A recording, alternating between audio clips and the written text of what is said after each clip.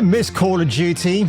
I miss the original trilogy that started from or should I say restarted from 2007 and then had a good amount of years that every time they released a brand new game, they'll get bigger, bolder, crazier. But unfortunately, along with that came an extra space that you needed for your hard drive and your Xbox or your PlayStation, because the more ridiculously big these games got, the more ridiculously absurd and insane the multiplayer aspects of those games began to be. I mean, again, going back to the original trilogy, they were just a lot more leaner, a lot more meaner in scope, and I really enjoyed the hell out of them. I still replay them even to this day, and I have a collector's edition from Modern Warfare 2, which I have not opened because it's very rare to find these days, and to even more rarer, buy it at a reasonable price. But without further ado today, folks, we're talking about Call of Duty Black Ops 6 and why it's been an absolute failure.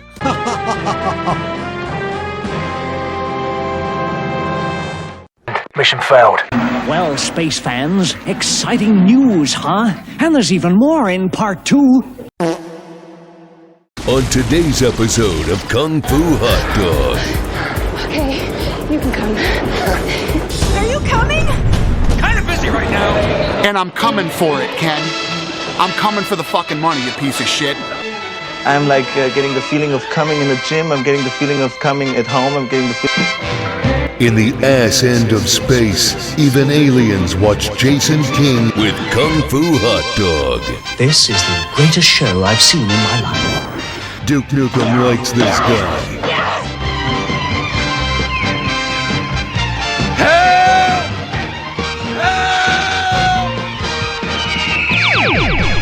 Approved by 1970s Robert Redford. So courtesy of those boys at Fandom Pulse, that would be John Della Rose and John F. Trent, Call of Duty has lost nearly 80% of its peak player count following Black Ops 6 release, as recent reviews are mostly negative.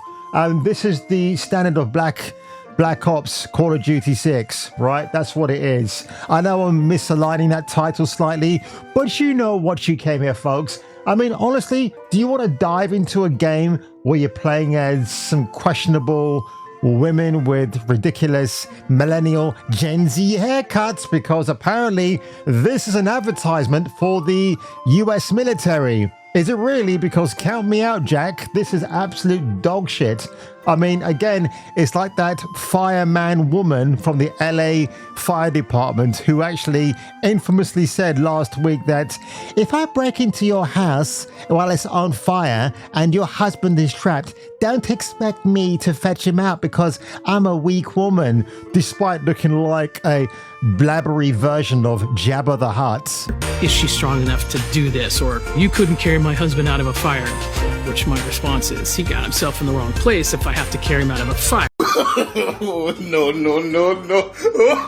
Following the release of Call of Duty Black Ops 6, or should I say Black Oops 6, SteamDB reported that the COD experience, which tracks BO6, BO, I like that, because it does stench of underarm nastiness, Modern Warfare 2 and Warzone hit a peak player count of 315,334. That was the highest peak the game had seen since the free-to-play Warzone 2.0 released back in November 2022, where it hit an all-time peak of 491,000 concurrent players. But of course, as we scroll on down, folks, people have been abandoning the game because the players are sharing a ton of negative feedback about it. On Steam, the game currently has a rating of mixed from all reviews, but recent reviews are mostly negative. And when you got people like the Act Man who go, well, Black Ops 6 is the best one yet, bro, it's fantastic. I mean, again, I really cannot stand that guy anymore because he used to be great a few years back, but as his popularity has grown and so has his subscribership, he's gotten a lot more woke. It's absolutely ridiculous. As one person wrote, AI is about to ruin AAA gaming permanently if Activision sets the standard here and now.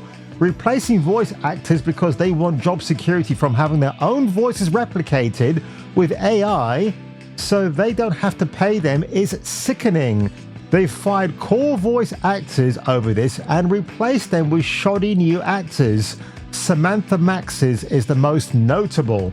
You can see six-fingered characters on a couple of in-game screens, which is a clear indicator for AI-generated images. And I should know, here's a misaligned example for you right now. And who's to say that's where they drew the line? Exactly. It is not Spec Ops The Line, which is a very underrated military game, and in some aspects way better than some of the newer entries for Call of Duty. He added, for the money they charge, it's ridiculous to cut corners and treat voice talent and possibly devs like expendable trash. I won't be spending any money on cosmetics or what you have until they sort this shit out.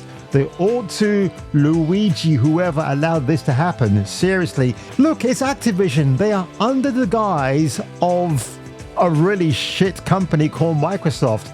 I know from me that's kind of a big thing to say because I used to be a big supporter of Microsoft, but quite honestly, that corporation has lost its collective mind because they've given into the woke hive mind virus, having the blacks of Microsoft and the Indians of Microsoft and the militaristic whites of Microsoft. What the hell is that? Oh my god. But quite honestly, when you have the introduction of the first non-binary transgender operative in Black Ops 6, played by an insufferable woman called Kimber London, nobody gives a fuck. Nobody does. Why? It is not needed in the Call of Duty game. I can't imagine people like Billy Murray or Craig Fairbrass would ever reprise their roles for a flashback story. Say the next brand new game that came out from Infinity Ward or Treyarch this year is going to be a throwback to the old school characters of Call of Duty. I mean, it might be nice. I know they've done that already with Captain John Price, but I still prefer the original guy who played him, which is Billy Murray. I mean, again, Barry Paul Sloan, who plays the new version, is very good, but again, he's not given much to do, which is really sad. In the first couple of games he did, sure, he had a lot to do, but by the third, everybody just thought, what the fuck is this game? Who cares about it? And I mean, again, when Bobby Kotick was running Activision, yes, he is the American equivalent of Yves Guillemot, the CEO of Ubisoft. But you could probably argue that under his leadership, whatever you want to call that, while pocketing lots of money and not redistributing it through his employees who were working long breaks, even working through lunch sometimes without getting a break, they're probably still better games. But after he left, look how downhill it's actually become. So Call of Duty, whatever the next title is this year, I'm not going to get excited. I'm actually more amped up for Gears of War E-Day because rumor has it they're going to drop some gameplay of that either this month on the Xbox Showcase or later on the actual Xbox Game Fests.